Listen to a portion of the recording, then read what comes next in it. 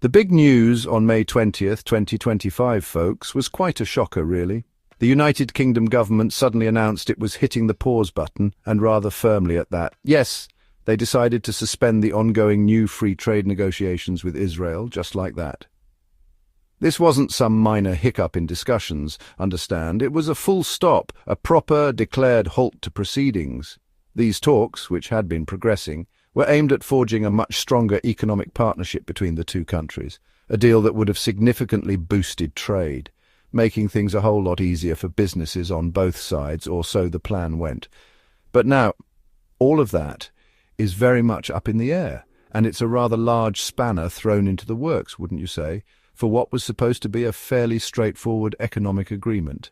Now, you might be sitting there, perhaps with a cup of tea, wondering why the sudden change of heart from jolly old England. Well, this decision didn't just appear out of thin air, like a particularly unwelcome magician's rabbit popping out of a hat. It signals a very significant and rather dramatic shift in the UK's foreign policy stance, especially concerning its complex relations with Israel. The negotiations for this free trade agreement were not just about the dry details of tariffs and quotas, you see. They were highly symbolic of a deepening relationship. The government had previously indicated that these talks were a top priority, a key part of its post-Brexit global Britain strategy, which involves striking shiny new deals far and wide across the globe. The suspension, therefore, speaks absolute volumes about the sheer gravity of the situation that prompted such a drastic U-turn from Downing Street. The primary catalyst for this abrupt suspension, as you might have already guessed if you've been following the rather grim news, is the escalating and deeply troubling conflict. Specifically, Israel's new military offensive in Gaza and its overall handling of the ongoing war have become simply impossible for the UK government to ignore any longer. The situation on the ground, by all accounts, had deteriorated to such an extent that continuing with trade talks as if nothing particularly untoward was amiss was seen as untenable, perhaps even unconscionable.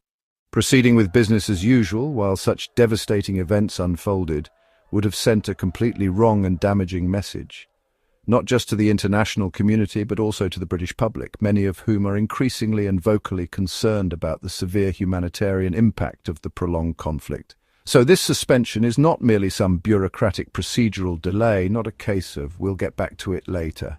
It's a very clear and unambiguous message being sent directly from London to Jerusalem. Make no mistake. The United Kingdom is essentially drawing a firm line in the sand, explicitly linking future trade relationships and economic partnerships directly to a nation's conduct on the international stage, particularly when it comes to adherence to human rights and international law. It's a bold, and some commentators would say brave, move, especially given the notorious complexities of Middle Eastern politics and the traditionally strong, albeit sometimes rather complicated ties that have historically existed between the UK and Israel.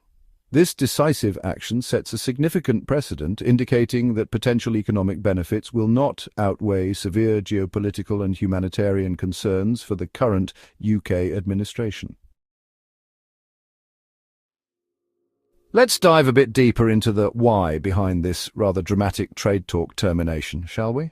The main glaring reason, the enormous elephant in the room, if you will, is Israel's recent and significantly intensified military offensive in the Gaza Strip. This isn't just a minor border skirmish we're talking about here. It's a major, full-scale military operation that has tragically resulted in the deaths of hundreds, if not thousands, of Palestinians, according to numerous international reports and statements from humanitarian organizations. The UK government didn't mince its words on this particular issue, officially describing Israel's military actions as repellent. Now that's a strong word, repellent, and it clearly conveys the deep sense of disapproval and profound concern emanating from official circles in London regarding the sheer scale and nature of the offensive and its devastating impact on the civilian population caught in the crossfire. But the concerns that led to this diplomatic and economic rupture aren't confined solely to the dire and deteriorating situation in Gaza. Oh no. The alarm bells are also ringing loud and clear due to increased assaults and escalating violence in the occupied West Bank, another major flashpoint in this long-running conflict. In response to this, the United Kingdom has taken further concrete steps by imposing additional targeted sanctions.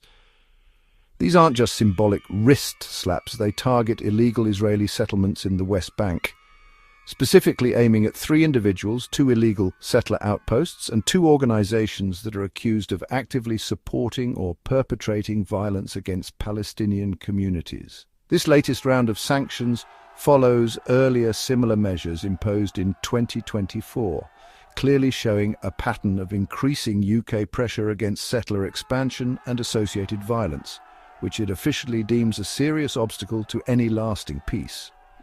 The UK's leadership has been notably and increasingly vocal in its condemnation of these developments. Prime Minister Keir Starmer, for instance, has spoken out with considerable force and evident frustration on the matter.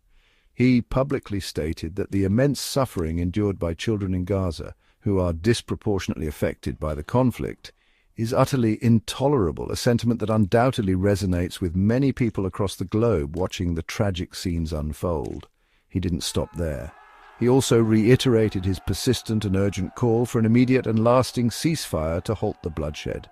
Furthermore, Mr. Starmer firmly voiced his government's staunch opposition to the continued expansion of West Bank settlements, demanded a significant and immediate increase in humanitarian aid actually getting into Gaza, and underscored the UK's unwavering commitment to taking concrete actions if Israel did not cease its military operations. Echoing the Prime Minister's strong and principled stance, Foreign Secretary David Lammy also provided a stern and rather bleak assessment of the current situation. He declared quite unequivocally that the ongoing Israeli offensive was fundamentally incompatible with the core bilateral principles that are supposed to underpin the UK-Israel relationship, principles that include respect for international law and human rights. Mr. Lammy didn't shy away from condemning what he termed extremism within certain influential parts of the Israeli government, suggesting that such elements are actively exacerbating the crisis and hindering peace efforts.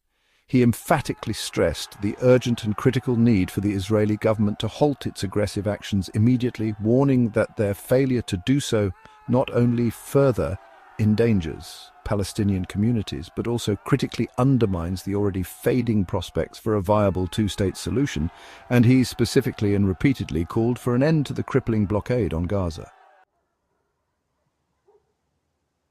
Now let's talk about the human cost in all of this, because it's truly devastating and lies at the heart of the UK's decision. A massive, undeniable factor in the UK's dramatic move is the escalating humanitarian crisis that continues to unfold in the besieged Gaza Strip. Since way back in March 2025, Israel has effectively blocked the entry of crucial, life-sustaining supplies. We're talking about essential medical aid, basic food items, and vital fuel supplies into the Gaza Strip. As of today, May 20th, 2025, this marks an 11-week continuous blockade, a prolonged and brutal period of deprivation for the more than 2 million people trapped within its borders. Imagine, if you can, nearly 3 agonizing months with dwindling, often non-existent access to the very basics needed for human survival. This isn't just some abstract logistical challenge.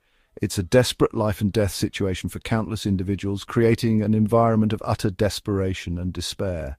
The direct consequences of this prolonged and severe blockade are, frankly, terrifying to contemplate and are being witnessed daily. International aid organizations and governments across the world have been raising increasingly loud and serious concerns about the very real and imminent potential for a widespread famine to take hold in Gaza. The statistics emerging from the conflict zone are simply staggering and paint an incredibly grim picture of the reality on the ground. According to Gaza's own health authorities, the conflict has already resulted in over 53,000 deaths. On top of this horrific death toll, nearly all of Gaza's 2.3 million residents have been displaced from their homes, many multiple times, forced to seek shelter in increasingly precarious and overcrowded conditions with little to no sanitation or safety. These aren't just abstract numbers on a page, they represent shattered lives, families torn apart, and a looming public health disaster of truly epic proportions. The United Kingdom, it's important to note, isn't standing entirely alone in its strong condemnation of the current situation and its dire humanitarian consequences. In a significant display of international alignment and shared concern, the United Kingdom, France and Canada issued a powerful joint statement. This communiqué collectively and robustly condemned Israel's ongoing military operations in Gaza and unequivocally called for the immediate and unconditional lifting of all restrictions currently hampering the delivery of humanitarian aid. They didn't stop at just strong words either. The three nations also issued a stark warning of potential further concrete actions if the offensive were to continue unabated without due regard for civilian life. Even the United States, traditionally a staunch and steadfast ally of Israel, has publicly expressed its deep concerns, particularly over the escalating hunger crisis that is gripping the besieged enclave, thereby adding its influential voice to the growing global pressure for change. In a clear diplomatic signal of London's profound displeasure, the Israeli ambassador to the UK, Tzipi Hotovely, was formally summoned to the Foreign Office. Such summons, you should know, are not everyday occurrences in the world of diplomacy and are typically reserved for instances where a government wishes to express its most serious concerns or lodge a formal protest regarding the actions of another state. This crucial meeting was specifically convened to discuss the grave and rapidly deteriorating situation on the ground in Gaza and the West Bank. Adding to this diplomatic pressure, the UK's Middle East Minister, Hamish Falconer, was also slated to publicly address the ongoing 11-week blockade on aid to Gaza, planning to call it out for what many increasingly see it as cruel and indefensible. These concerted actions clearly demonstrate the UK government's intent to use all available diplomatic channels to exert maximum pressure on Israel to alleviate the profound humanitarian suffering. So, how did Israel react to all this criticism and the rather pointed action from the UK? Well, as you might expect, they weren't exactly rolling out the red carpet or sending thank you cards to London for the trade talk suspension. Israel quickly and sharply denounced the UK's decision to suspend the new free trade negotiations, making its displeasure known in no uncertain terms. Their official line was that the negotiations were, in fact, already stalled for other reasons, seemingly an attempt to downplay the overall significance and impact of the UK's deliberate and public move. Furthermore, they labelled the newly imposed sanctions on specific individuals and entities involved in West Bank settlements as unjustified and regrettable.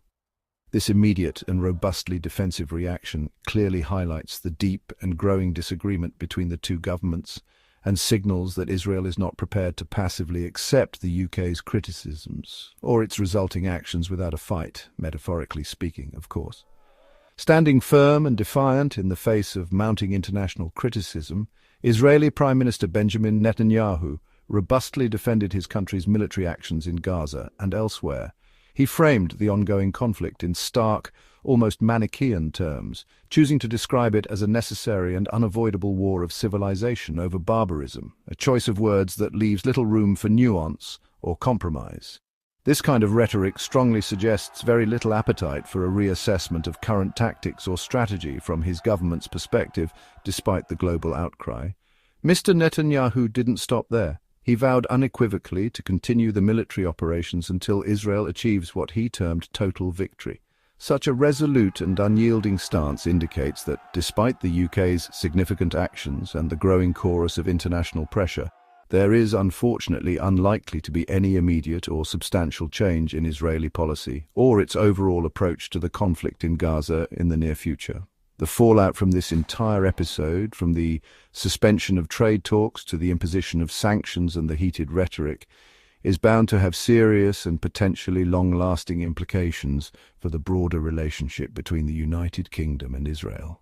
The suspension of these important trade talks is not just a symbolic gesture. It's a tangible and significant blow to economic and diplomatic ties that have, for the most part over many decades, been quite strong and mutually beneficial.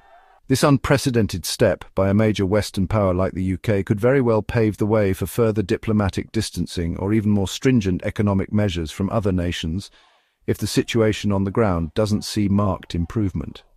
The future of their once close partnership now looks considerably more uncertain and fraught with tension than it has in many years, potentially marking a significant turning point in their complex bilateral relations. It's also important to remember that the UK government, currently led by Prime Minister Keir Starmer and his Labour Party, is navigating some particularly choppy waters domestically on this highly sensitive issue. There's significant internal pressure from various quarters, with critics, including prominent figures like former Labour leader Jeremy Corbyn, arguing quite forcefully that the government hasn't gone nearly far enough in its actions to support Palestinians or to hold Israel accountable. Specific criticisms often revolve around the controversial issue of continued arms exports to Israel, despite some partial suspensions. For instance, while some arms export licenses were indeed halted, notable exceptions, such as those for the F-35 fighter jet program due to international supply chain obligations, have drawn considerable ire from activists and some politicians. This decision to halt trade talks, while a strong statement in itself, is thus one critical piece in a much larger, incredibly complex international and domestic political puzzle. The path forward will undoubtedly require very careful, principled, and astute navigation from all parties involved.